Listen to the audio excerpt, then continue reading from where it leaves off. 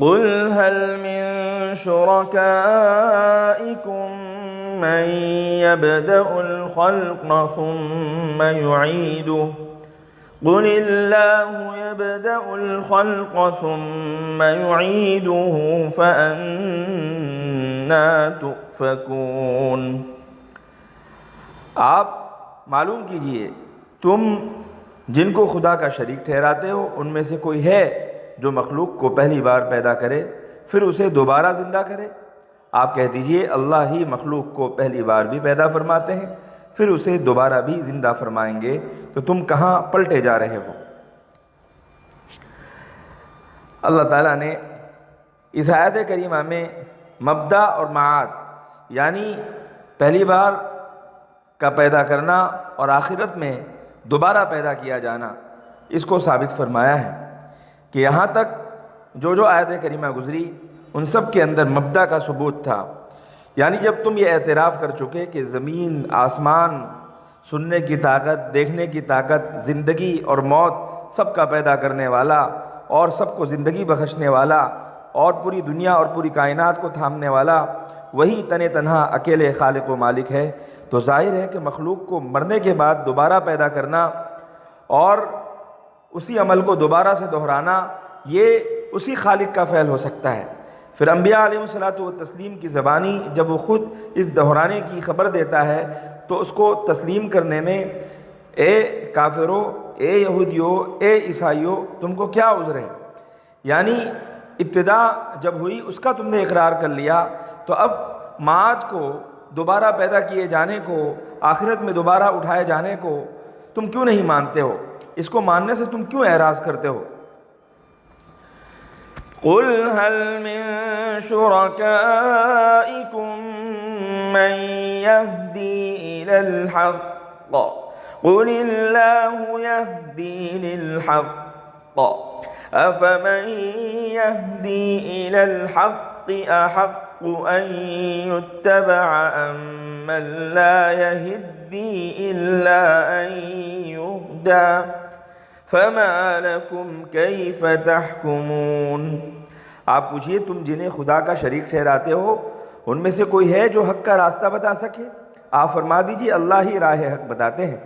تو جو ذات حق کا راستہ بتاتی ہو وہ زیادہ قابل پیروی ہے یا وہ ذات جو بتائے بغیر خود بھی راستہ نہ پا سکے؟ تو آخر تمہیں کیا ہو گیا ہے؟ تم کس طرح فیصلہ کرتے ہو؟ انسان کی سب سے بڑی ضرورت زندگی ہے، اور زندگی حاصل ہونے کے بعد سب سے بڑی حاجت ہدایت اور رہنمائی ہے کہ انسان اپنے رب کو پہچانے اور اس کے احکام پر عمل کرے۔ ان میں سے پہلی چیز اللہ تعالیٰ کی تخلیق اور دوسری چیز اللہ تعالیٰ کی توفیق پر مبنی ہے۔ جب یہ دونوں ضرورتیں اللہ ہی پورا کرتے ہیں تو پھر اللہ کے سوا کوئی اور عبادت کے لائق کیسے ہو سکتا ہے؟ اس بات کو واضح کرتے ہوئے شرک سے بچنے کی تلقین کی جا رہی ہے۔ یہ بات بھی قابل توجہ ہے کہ معبودان باطلہ کا اجمالی طور پر ذکر کیا گیا لیکن ان کے نام نہیں لیے گئے، کیونکہ دعوت دین میں اس حکمت کو ملحوظ رکھنا ضروری ہے کہ مخاطب میں ضد پیدا نہ ہو جائے۔ اس لیے بعض دفعہ لوگ جن پیشواؤں کی پوجا کرتے ہیں اور جن شخصیتوں کے سامنے سر جھکاتے ہیں، اگر متعین طور پر ان سے روکا جائے تو آدمی کے اندر ضد پیدا ہو جاتی ہے اور ضد میں آدمی اکڑ پر اتر آ جاتا ہے، جس کی بنا پر وہ اکثر و بیشتر اپنی ضد کی وجہ سے ہدایت سے محروم ہو جاتا ہے۔ اور اللہ تعالیٰ نے مبدأ اور معاد کے جو درمیان کا معاملہ ہے جسے ہم وسائل سے تعبیر کرتے ہیں، اس کو اس آیت کریمہ کے اندر ذکر فرمایا، یعنی جس طرح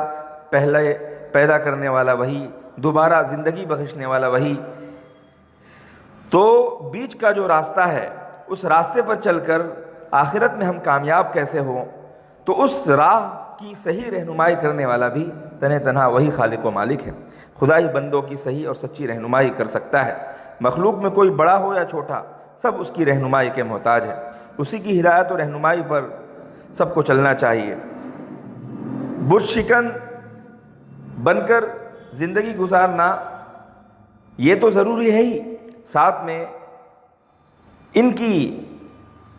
طبیعت کو دیکھنا چاہیے کہ یہ کیسے مسکین اور فقیر ہیں کہ ان کو خود اپنے چلنے کی رہنمائی نہیں تو کسی دوسرے کو کیا رہنمائی دے سکتے ہیں۔ بڑے سے بڑے مقربین خاص انبیاء و ملائکہ علیہ الصلاۃ و تسلیم بھی برابر یہ اقرار کرتے چلے آئے ہیں کہ خدا کی ہدایت و دستگیری، خدا کی رہنمائی اور توفیق کے بغیر ہم ایک قدم نہیں اٹھا سکتے۔ اس کی رہنمائی بھی اسی لیے بندوں کے حق میں قابل قبول ہے کہ خدا بلا واسطہ ان کی رہنمائی فرماتا ہے۔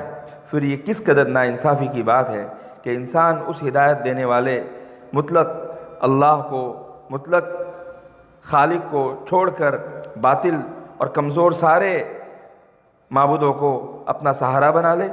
یا غلط رہنمائی کرنے والے احبار و رہبان اور برہمنوں اور کاہنوں اور ملاؤں کے پیچھے اندھا دھند چلنے لگے،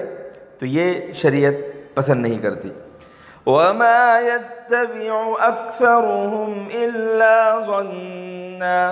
إِنَّ الظَّنَّ لَا يُغْنِي مِنَ الْحَقِّ شَيْئًا إِنَّ اللَّهَ عَلِيمٌ بِمَا يَفْعَلُونَ۔ تم میں سے اکثر لوگ محض بے بنیاد گمان کی پیروی کر رہے ہیں، یقیناً ایسا گمان حق کو جاننے کے سلسلے میں ذرہ برابر بھی فائدہ مند نہیں۔ وہ جو کچھ کر رہے ہیں یقیناً اللہ کو ان سب کی خبر ہے۔ یہاں ایسے گمان کی پیروی سے منع کیا گیا جس کے لیے کوئی بنیاد اور کوئی دلیل موجود نہ ہو۔ جس گمان کے لیے کوئی دلیل موجود ہو وہ اس میں داخل نہیں، جیسا کہ فقہا بعض مسائل میں قیاس کے ذریعے احکام مستنبط کرتے ہیں تو قیاس کو دلیل ظنی کہا جاتا ہے، مگر اس کی بنیاد ایک ایسے غالب گمان پر ہوتی ہے جس کے پیچھے حقیقی دلیل بھی ہوتی ہے، لہذا قیاس پر عمل کرنا بے بنیاد گمان کی پیروی میں